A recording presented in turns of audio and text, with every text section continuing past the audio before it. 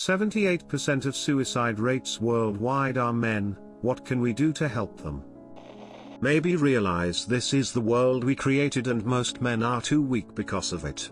As a man, no one will listen to my opinions anyways, even fewer will like it, and more will hate it. You would have to completely change the way society operates in order to make any real change. Stop viewing moments of weakness as perpetual weakness. Nobody is strong all the time, it's both a physical and emotional impossibility. Teach young boys that it is okay to cry. Teach teenage boys to share their emotions honestly with each other. Equip men with healthier coping mechanisms than working through the pain.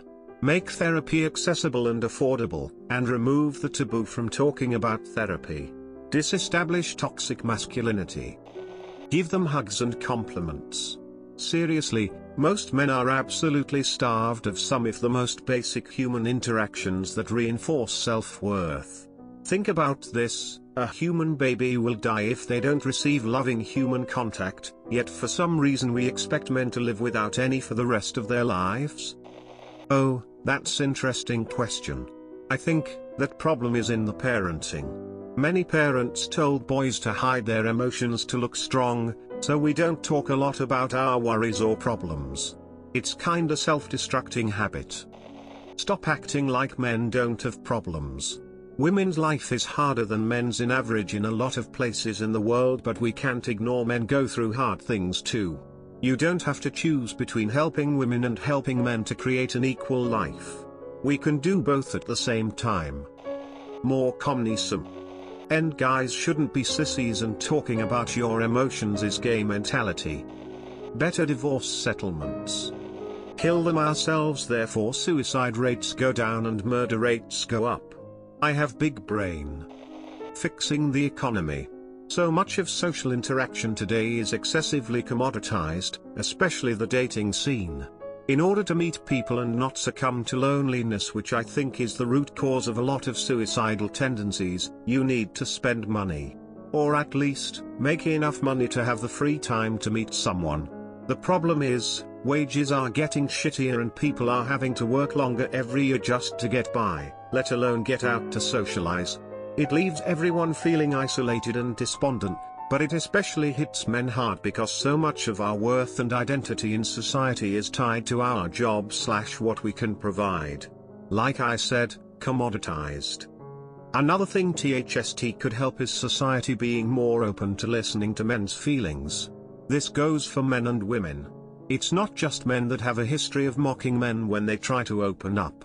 Women can be fucking vicious on this front, sometimes even more so than men. This might require a cultural shift where right now men are supposed to be macho with little no emotions. It has to be okay to ask for help without it being a stigma. Especially nowadays, mental health is so damn important. Stop saying man up as a fucking response to hey, I'm depressed. Can't commit suicide if we kill them first. Encourage a culture that is welcoming and encouraging for men and boys to discuss their struggles, their feelings, and their lives without fear of judgment or rejection from their peers. Do better for men when they are boys, and they will do better for each other when they grow up. Whenever this topic is brought up, people tend to assume that men commit suicide because they are unable to talk about their emotions. It is not that simple. I personally think it has more to do with lack of purpose and responsibility. Men are no longer the main provider of a typical Western household. Women go to work just like the men, couples have fewer children, and we have more singles than ever before. Jobs are also becoming increasingly more automated, and the amount of jobs men can choose between is quite overwhelming. There was something simple and approachable about being the only smith in a small village a few hundred years back. As the village smith, you knew your job, what you had to do, and how you provided something meaningful to the community. How many men can say that in today's society? Don't teach boys to hide their emotions. They should be able to express them too. The whole boys don't cry is such BS. They shouldn't always have to suppress their emotions. They should be able to talk to someone and know when to get help. Not drown in their suppressed feelings. Indirectly help them. Most men won't go to a meeting about suicide prevention, However, they are more likely to join a dog walking group for men, etc. And in those groups they may open up. Maybe stop telling us that we need to man up, because all that does is makes up never talk about how we actually feel. Well, ahem, I think your eyes are nice, too. If they say they're depressed, don't say man up or anything like that. My very close friends know me well. If they notice anything, they will help. Get friends like those. Honestly, the best things we can do for male suicide coincide for me with general suicide. The two biggest is teach everyone that it is okay to not be okay, and make seeking help affordable for all. If anyone having a problem has the ability to seek help and doesn't feel ashamed about it, that would probably go the farthest. More women committing suicide will level out the ratio a bit. We can start there. Man here, with mental health experience. Here's a few things that would help. 1. No financial barriers to therapy.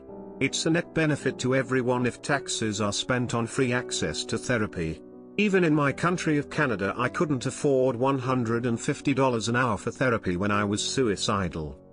2. Early education in personality psychology. There should be a course starting in 9th grade about the Big 5 personality model and how your idiosyncrasies as a person contribute to your mental health. Big change when I learned about this at the age of 30. 3. Stop with the patriarchy and man-hating nonsense. Most men are not in the 1%. It sucks when you're told you oppress people just by existing.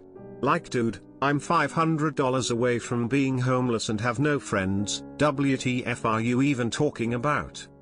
4. Encourage positive male role models.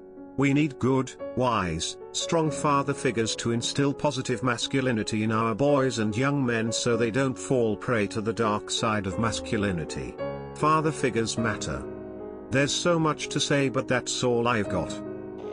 Kill them, so it's not suicide. We pretend being a man's man is bad. But for maybe 80% of men it's just being a guy. People say things like toxic masculinity or something, but in reality they're just saying being a male is bad because you're biologically built different. Just let guys be guys and raise them to be such. Going against what nature intends for you always increases mental problems at all ages. When your mind tells you to be a provider and half of society demonizes you for wanting that, then if you don't successfully provide, you're framed a deadbeat. You have half of mankind calling you sexist for being a provider and another half calling you a deadbeat for it providing. Read Fight Club. Start becoming more compassionate, sympathetic and polite human beings, and teaching those values in our children. Stop pretending men can't have emotions and that they need to be tough. Stop pretending mental health isn't an issue worldwide. Stop perpetuating the idea that all men need to be 6 foot and buff, that they need to be heroes. Just let them be people. It's hard enough out there without those pressures. I was told many times as a man going to counseling that I was a pussy. Wake up. Not say men up, that's a good start. As a guy and having depression and having suicidal thoughts at one point, I can tell you that a lot of it is girl trouble, so maybe try not to cause too much of it. In a very short simple form, change the social stigma of them not being allowed to show emotion and cry etc. It does a lot more damage than most realize. MNRN to LL to be vice ETMs. Maybe it's been said already, but I could use a compliment.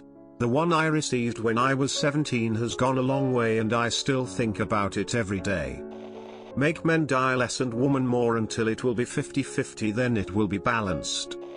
Bully people less. Non-fun fact, suicide is much more prevalent in people on the autism spectrum, probably due to bullying and self-isolation. It's unbelievable what a simple smile, and genuine kind words can do for someone you know is hurting. So many people talk about destigmatizing mental illness and sensitivity, yet we are as far as we've ever been, and still have high suicide rates. Don't put a huge pressure on them. Murder them instead, and watch the rate plummet. One thing would be a dismantling of gender norms, particularly those that encourage men to assess their value in purely material measures and those that would encourage men to not be emotionally vulnerable with others. An equalized distribution of the responsibility of providing for the family would help. Ceasing in the unending pressure to define one's desirability as a person in the status of being in relationships or having sex.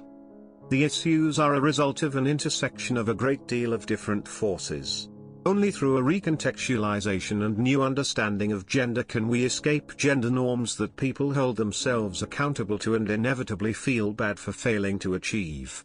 Only through the advocacy for the rights of labor can we secure a world where your salary does not determine how accessible mental health care is, how much time you have to form connections with others in your communities, how high your stress levels are, how much your salary informs about your quality of life, the quality of life of your children, and your future security and outlook.